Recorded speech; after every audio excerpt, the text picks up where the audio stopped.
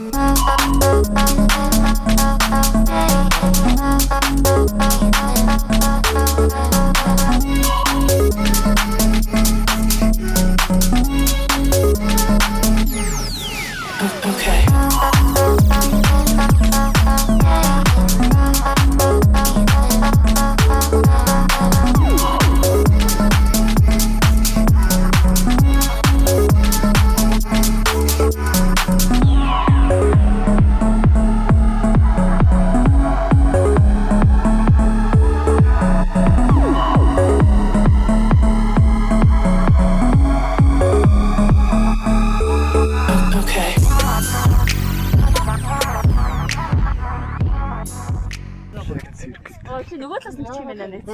Би холбооны тугчин байна. Тугийг чи дийлэхгүй байна. Тэгээ ингэж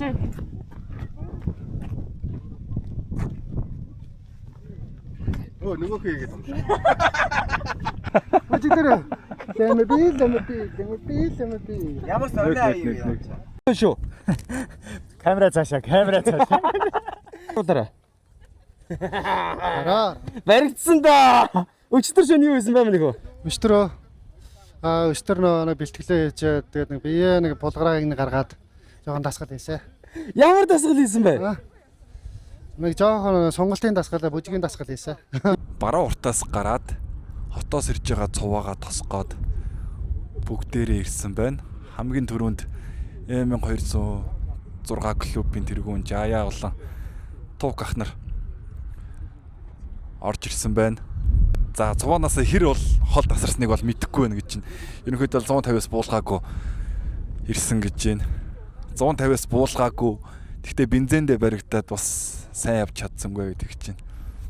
Бензин асуудалгүй байсан бол нэлээ өмнө ороод ирэх байлаа гэд хэлж байна. Хэдүүлээ үлдээд цэнгэлтгэс бус нь цэнгэлтээр очиж жоохон байж хагаад буцаад амрах газар руугаа явцгаач.